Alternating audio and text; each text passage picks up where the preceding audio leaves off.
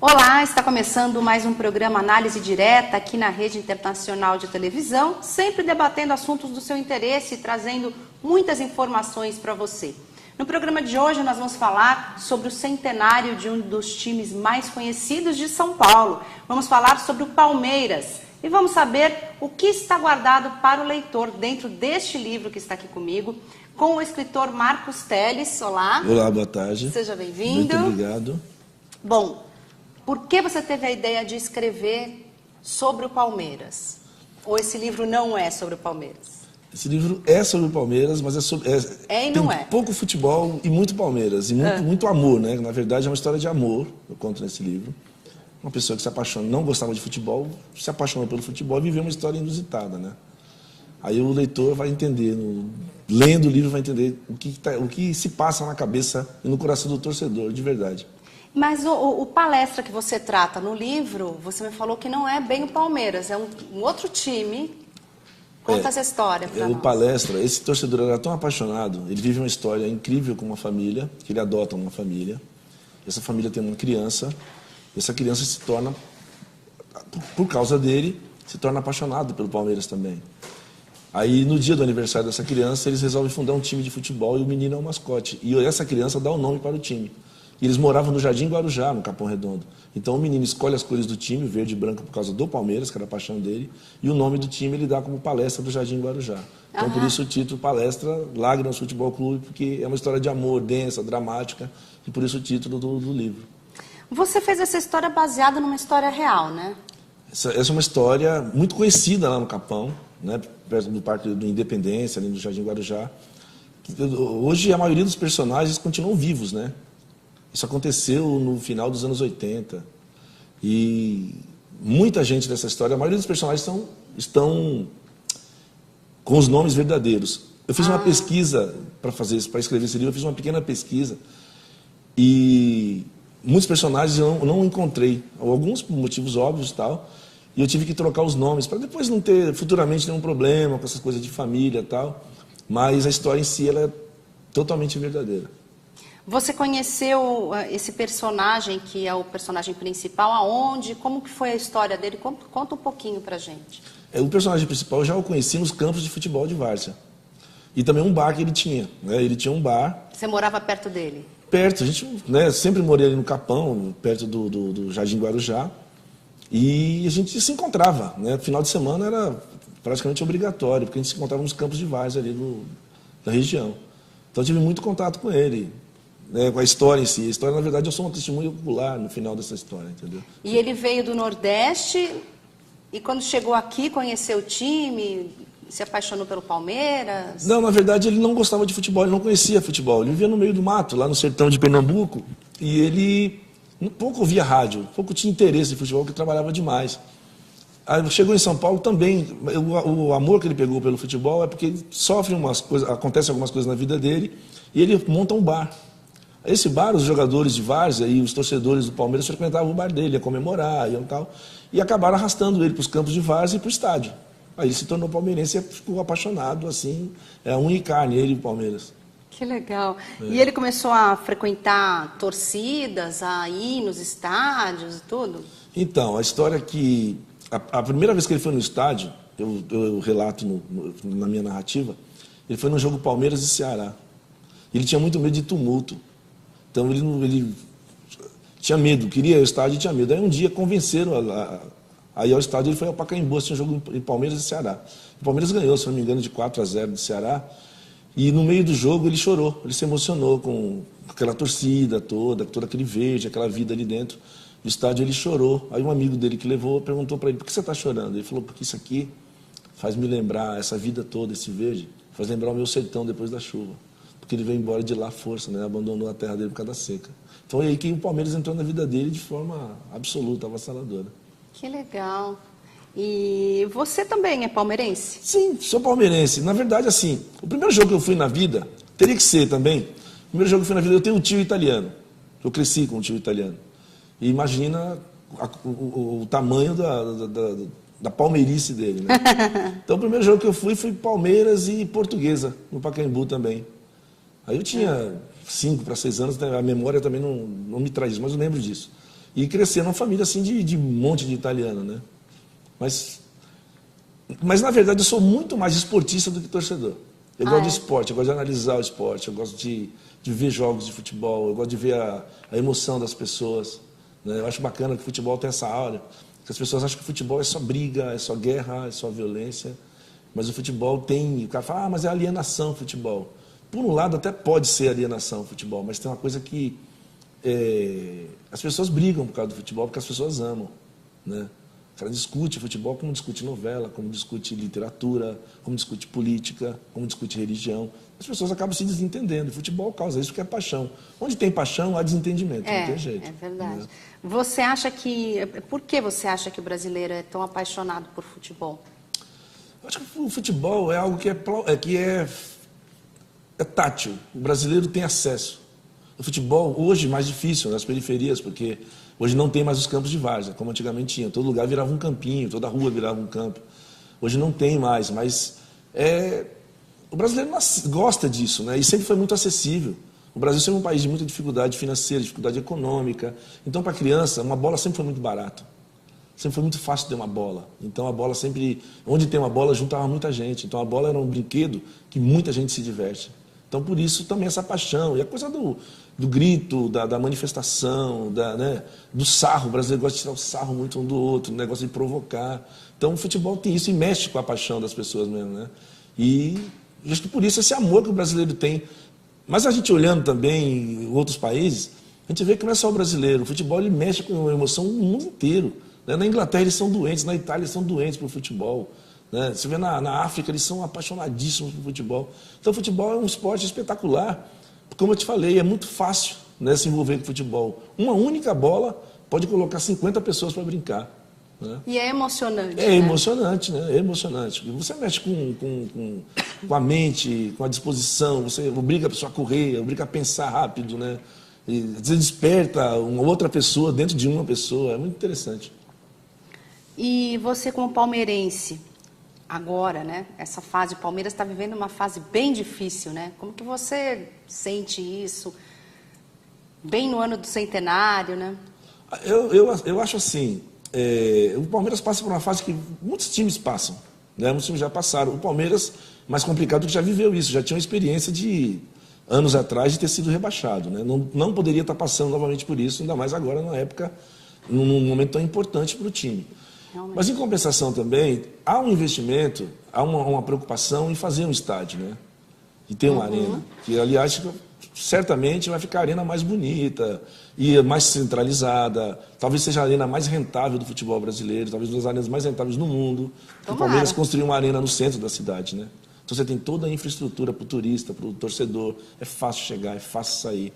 Então, isso tudo pesa também na hora de você... E também algumas coisas com o time, né?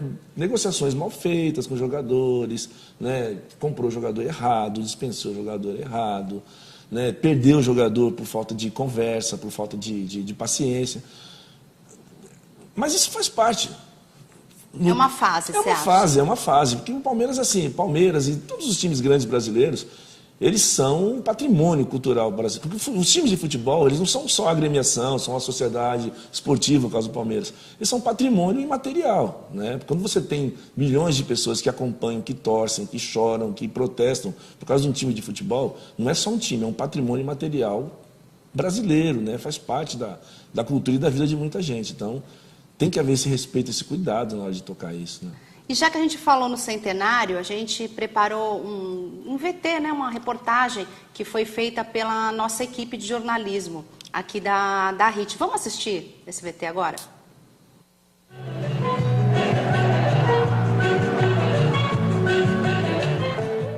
Milhões de torcedores celebram os 100 anos da história de um dos clubes mais expressivos do futebol brasileiro. Em 1963, no Mineirão, nós vestimos a camisa do Brasil, eu tinha 13 anos e eu estava lá. Explicar a emoção de ser palmeirense para um palmeirense é desnecessário, para quem não é palmeirense é impossível. Na Praça da Sé, em São Paulo, onde o Palmeiras foi fundado em 1914, muitas pessoas se reuniram para o evento que marca as comemorações da festa centenária alviverde. Entre as principais lembranças, o primeiro título conquistado em 1920. Excelentes esquemas táticos, craques de dar orgulho. Eu fui um jogador muito dedicado, o Ademir também foi. Nós nos dedicávamos muito ao Palmeiras e eu procurei aprender e procurei me especializar naquilo que eu precisava. A história do Palmeiras se confunde um pouco com a minha, né? Passou dificuldade, foi dispensado, voltou e foi campeão.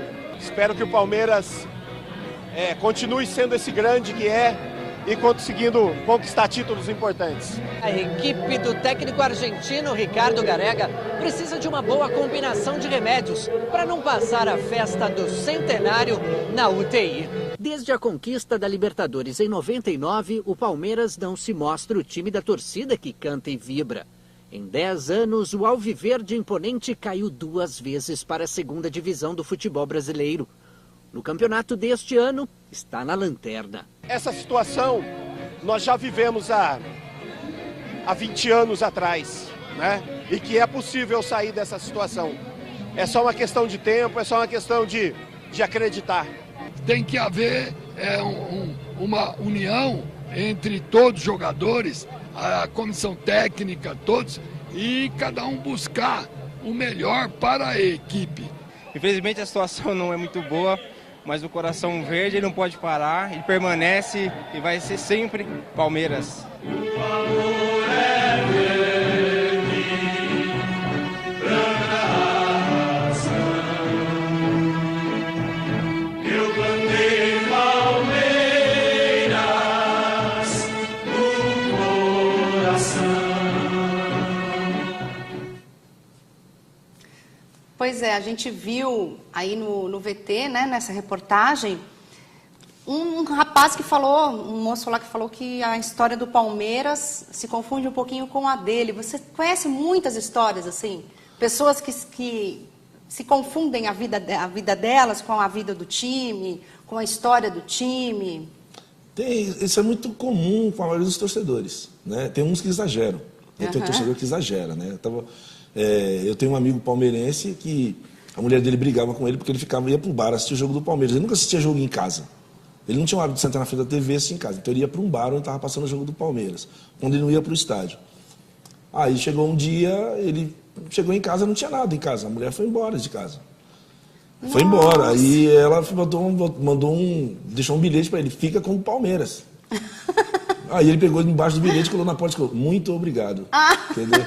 Quer dizer, assim, são as coisas que tem, porque é um amor, né? Um amor até ciúmes do time. Isso é muito comum. Tem mulher que não deixa o cara ir pro estádio. O cara vai escondido, tem um monte de gente que vai escondido pro estádio, né? Fala que tá em tal lugar, mas tá no jogo. Tem muito isso, que o futebol...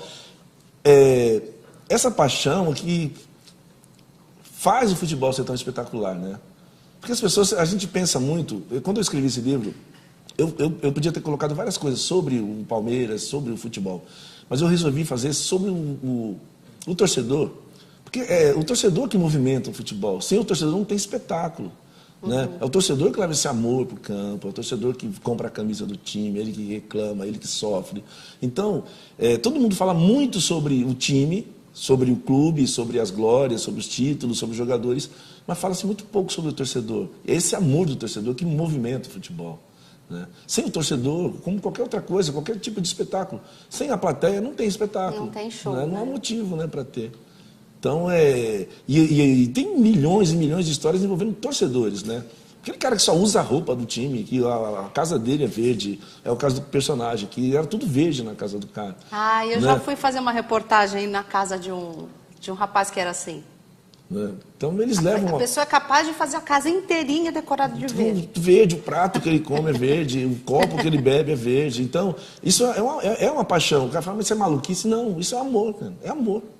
A pessoa tem amor àquilo é a vida dele, faz parte da vida dele, o prazer da vida dele é aquele. Às vezes não faz nada, às vezes não tem nada, e ele fala assim, puxa, meu prazer é torcer para o meu time, né? Assistir meu time, ver meu time ganhar. O dia que ele perde eu fico triste e tal, fica chateado. O dia que o time ganha, ele sai mais feliz, o dia para ele ficar mais bonito, né? Pode estar chovendo, que ele está vendo um sol de 40 graus, entendeu? O dia que o time perde, ele sai no sol, e para ele está um dia nebuloso, chuvoso, triste. E é isso, é o futebol. É isso aí.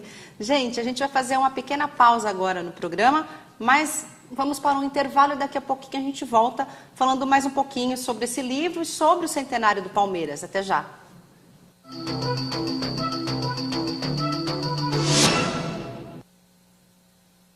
Estamos de volta com o programa Análise Direta. Hoje estamos falando sobre o centenário do Palmeiras. Estamos falando com o Marcos Telles, que é um escritor que escreveu um livro em homenagem ao Palmeiras, não é? Perfeito. Você pensou em lançar esse livro no ano do centenário ou foi uma coincidência? Esse livro foi uma coincidência, porque o que acontece? Eu tenho um sobrinho, o nome dele é Paulo Otávio. Ele tem 10 anos, completou 10 anos essa semana. Eu contava essa história para ele. Ele é palmeirense fanático, e eu contava essa história para ele. Aí um dia ele me pediu, eu tinha escrito um livro, que será lançado daqui a algum tempo, um outro livro, e simplesmente escrevi essa história e dei para ele levou para a escola. Ele falou, tio, escreve para mim, eu escrevi e levou para a escola, todo mundo gostou, a professora sempre lê tudo que ele leva. E ele encontrou um amigo nosso, que também é palmeirense, e mostrou para esse meu amigo, que trabalha com uma pessoa voltada ao esporte. E ele pegou e levou para a Mancha. Aí ele apresentou na Mancha a história. Que legal. Aí o pessoal da Mancha me chamou, eu apresentei para eles a história, eles adoraram a história, nós conversamos e resolvemos lançar. Nós temos o selo, que é o Ferrez Escritor, tem o selo que é a literatura marginal. E a gente ia fazer isso independente. Ele me chamou e falou, vamos fazer isso com uma editora. Aí ele apresentou a Desop, apresentou para a Desop esse projeto, eles adoraram o projeto. E a gente fez em parceria com todo esse processo de produção do livro e tal. Foi muito rápido, porque a gente começou a conversar em maio. Né? Nossa, foi rápido mesmo. E já era o centenário, a gente aproveitou para o centenário, porque era uma história, a gente viu que era importante lançar, e a torcida também adotou o livro como deles, entendeu? Como um produto deles, como uma lembrança do centenário. Realmente calhou de ser, né? Exatamente. Você já tinha escrito ele, então já estava... Eu tinha escrito ano passado, Uma né? parte dele já estava pronta, pelo menos, né? Exatamente. Já tinha passado para o papel e acabou calhando de cair exatamente na torcida do Palmeiras, no centenário do Palmeiras. E falando em torcida, né, já que a gente começou a falar sobre torcida organizada, sobre a Mancha Verde, a gente vê muita violência no futebol, principalmente quando são os clássicos, né? Palmeiras e Corinthians, Palmeiras e São Paulo, Corinthians. A gente vê bastante violência. O que você pensa sobre as torcidas organizadas? Você estava me falando que você frequentou a Mancha durante o tempo. Eu tive um contato, tenho um contato com o pessoal da Mancha e fui lá, né, para conversar sobre o livro. E tem um amigo meu, que é o Jorge, que é um dos diretores de lá, e a gente conversa muito sobre... A gente conversa quase todos os dias.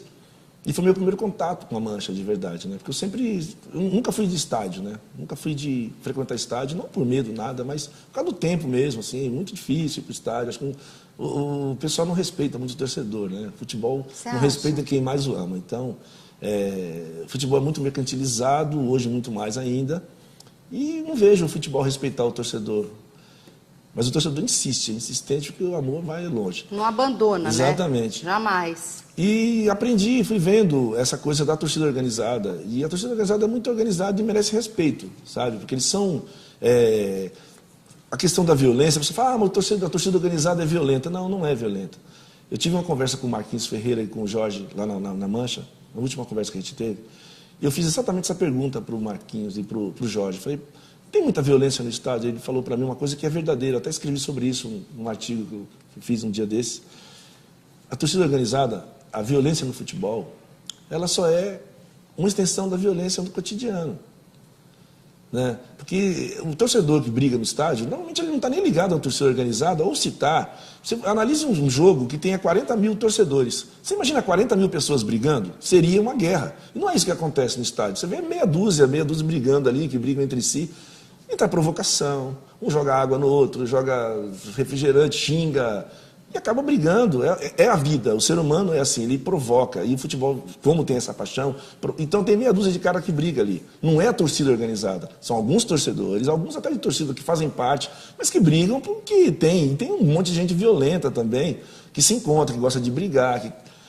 Existe isso normal. Existe a parte violenta mesmo dentro da Mancha? Dentro da torcida. Ou essas pessoas dizem que são da Mancha e não são? Não, a torcida organizada ela não tem violência. Primeiro que as torcidas organizadas, eu digo isso com quase todas elas são mantidas por pessoas inteligentes. Né? A torcida organizada ela tem que ser bem mantida, porque você lida com milhares de pessoas, você tem as viagens, você tem os calendários, você acompanha o time, né? E eles conquistam muitas coisas. A maioria tem escola de samba, que eles lidam com a cultura também, né? Lidam com a cultura do esporte, a cultura geral, né? Que é o carnaval. Eles não têm interesse em perder isso. Quem quer perder algo? Eles não querem perder, eles conquistam muitas coisas. Então, a violência no estádio é um reflexo da violência no cotidiano. Porque, se você olhar bem,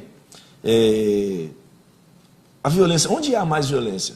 6 torcedores, 12 brigando no estádio de futebol, ou 4, 5 alunos espancando uma professora dentro da sala de aula? Não é?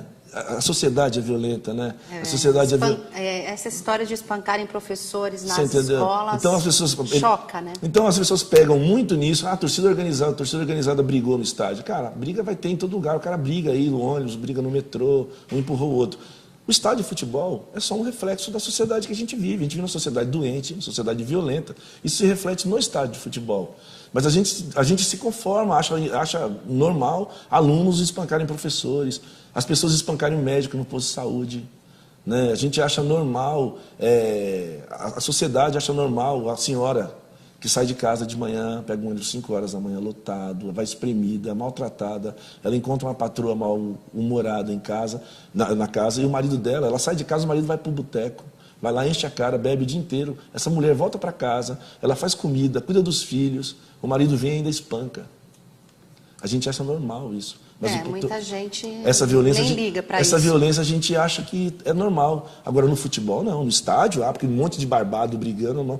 No futebol, um monte de barbado brigando é que seria normal. Porque ali está a paixão explícita. Né? Ali o cara está xingando o outro, o cara jogando um monte de coisa no outro, xingando, aí se pegando. É normal. Isso não é normal, mas é mais tolerável, porque são homens, são pessoas que sabem o que estão fazendo ali, estão ali porque querem, eles pagaram ingresso para estar ali. Então eles estão brigando, é meia dúzia de cara que se desentendeu. É um reflexo da sociedade que a gente tem. Então culpar a torcida organizada pela violência, né, é meio que maquiavélico, sabe? Assim, é meio que tendencioso, né? Por que você culpa só a torcida organizada? Né? Não são 40 mil pessoas brigando, são meia dúzia. Né? A torcida organizada do Palmeiras hoje tem quantas pessoas? Quantos associados?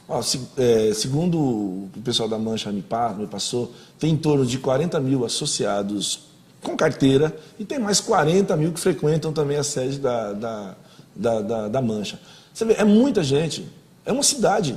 É até difícil de controlar, né? Exatamente. Mas você percebeu, já que você frequentou lá, você percebeu que existe algum movimento anti-violência lá dentro, que eles tentam instruir os torcedores, né, os associados, contra a violência nos estádios? Sim, eu vejo porque eles são devidamente organizados. Por exemplo, a torcida vai para um estádio, ela pede, primeiro quem pede a escolta é a própria torcida que pede escolta da polícia.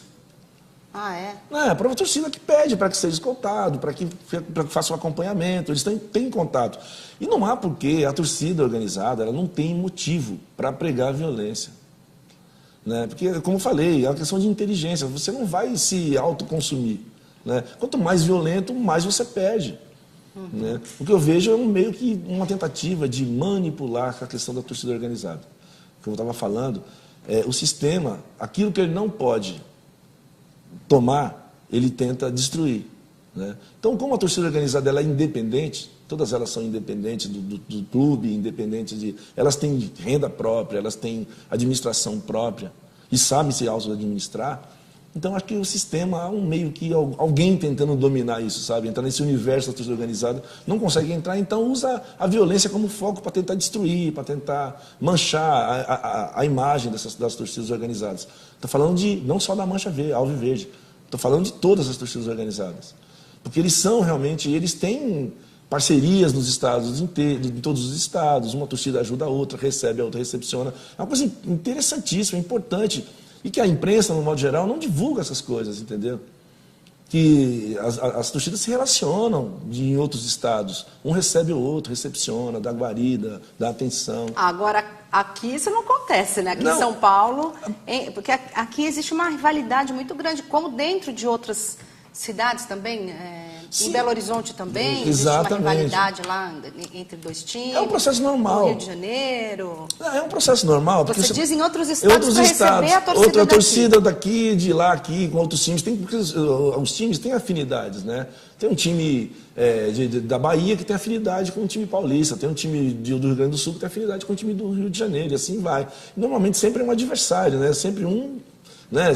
Dificilmente um torcedor de um time que um adversário acompanha ou ajuda, vai torcer para o mesmo. São sempre adversários. É a parte do esporte. O esporte é isso, o esporte é disputa. Né? O esporte é disputar. Então, disputa dentro do estádio, fora do estádio, né? Quem grita mais alto, quem faz o melhor carnaval, quem tem mais torcedor, quem tem a bandeira maior, mais bonita, quem grita mais alto no estádio, faz parte do esporte. Já é uma disputa, o próprio Exatamente, esporte. o próprio Isso esporte. aqui acaba gerando, né, um pouco de violência também, né? Eu vou fazer mais uma pausa no programa, mas a gente volta daqui a pouco, é só um intervalo rapidinho, não saia daí, daqui a pouco a gente fala um pouquinho mais sobre o Palmeiras. Até já.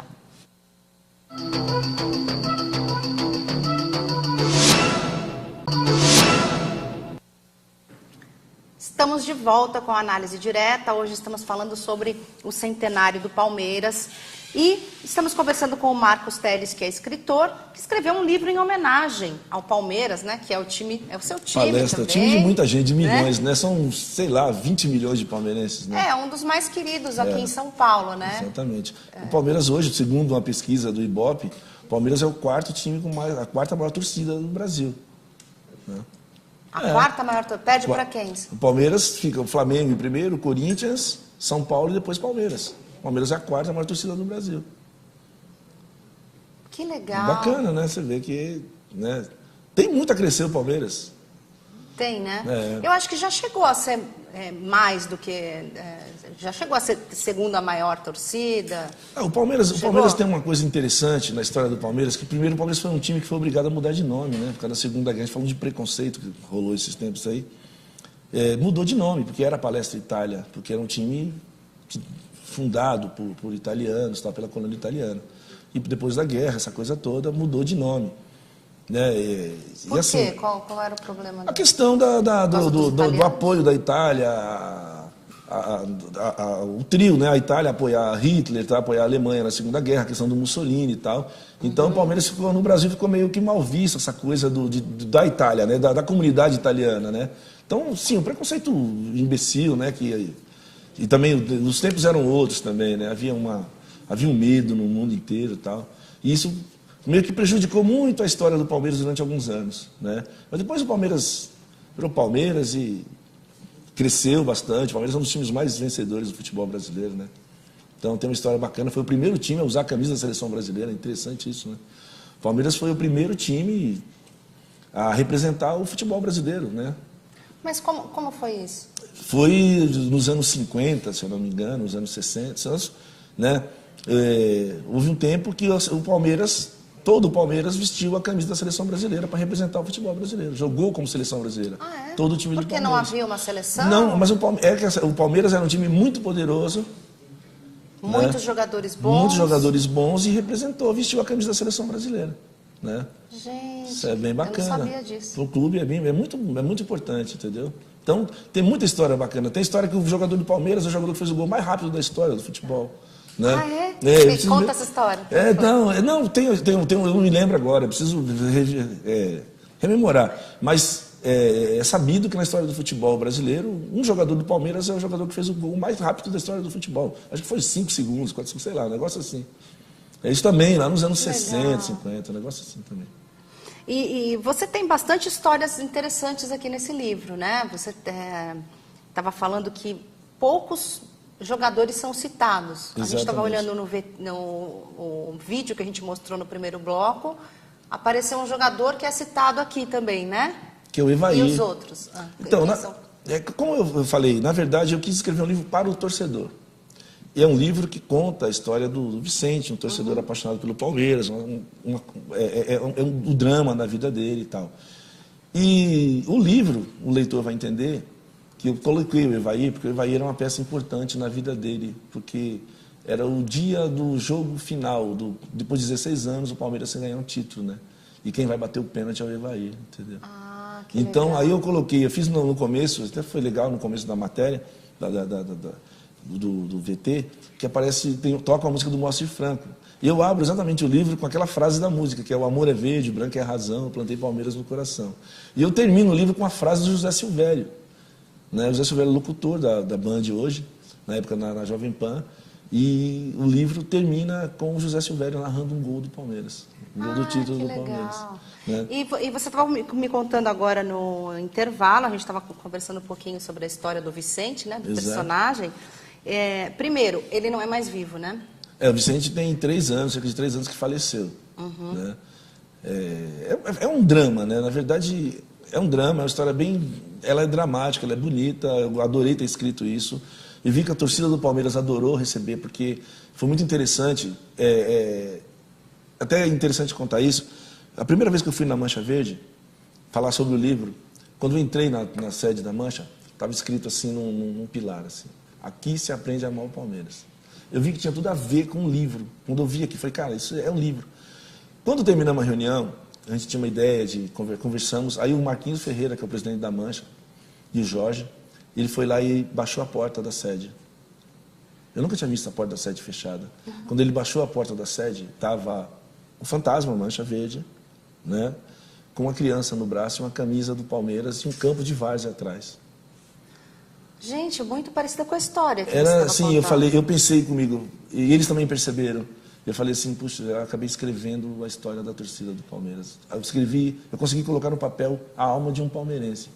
E essa fotografia tem uma semelhança com a história. Com a história. Qual é a semelhança? Conta para nós. É o amor do Vicente por aquela criança.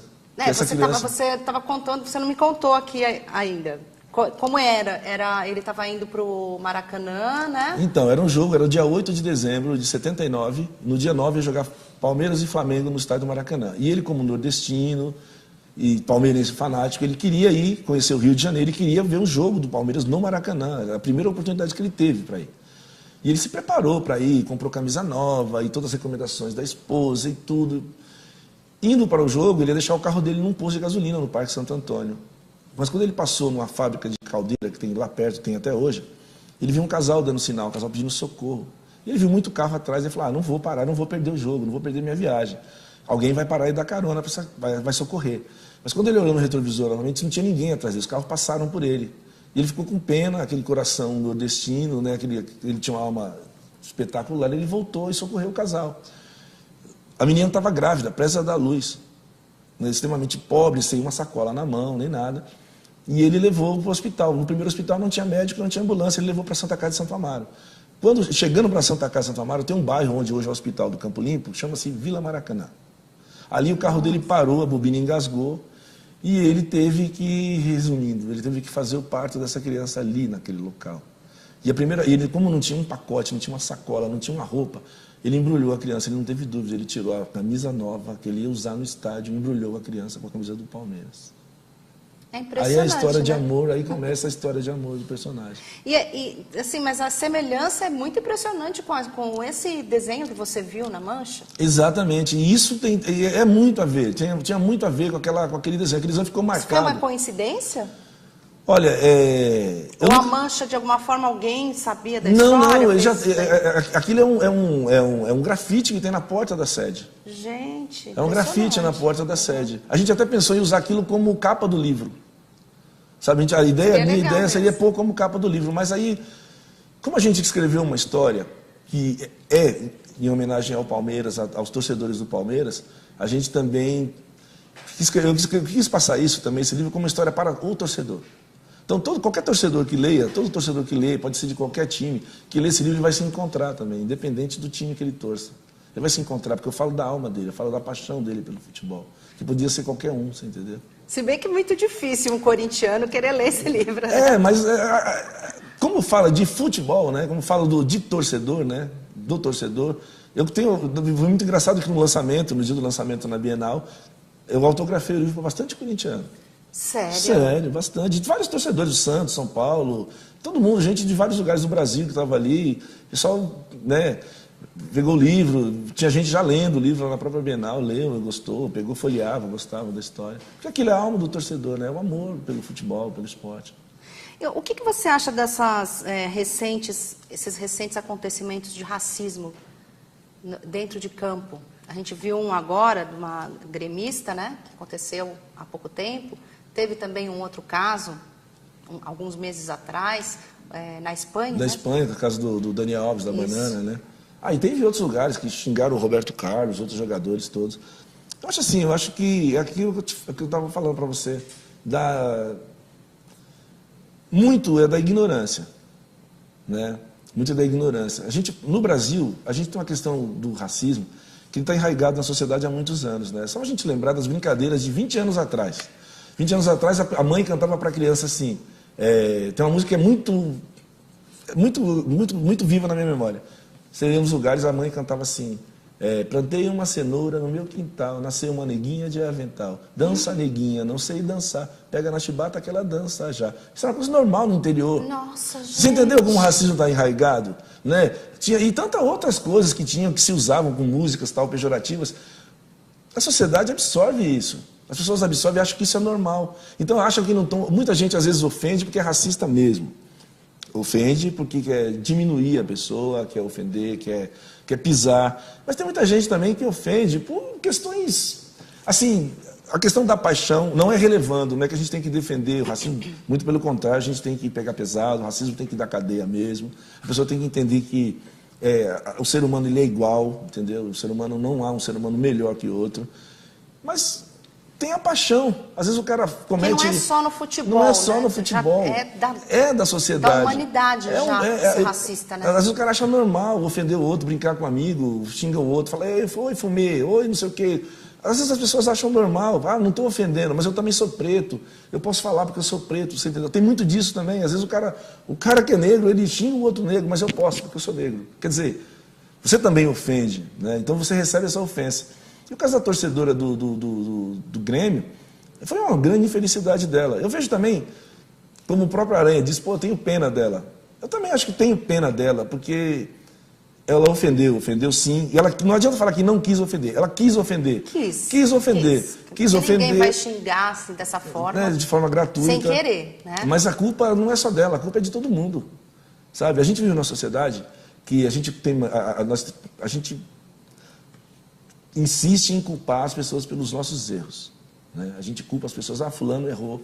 E quando a gente erra, a gente tem que entender com a sociedade, isso no futebol, isso na vida, na família, na escola. Quando a gente erra, quando a sociedade erra, erramos todos. Nós todos somos responsáveis. Aquela moça, ela não é racista sozinha. Existe um universo de racistas, de pessoas que pensam como ela.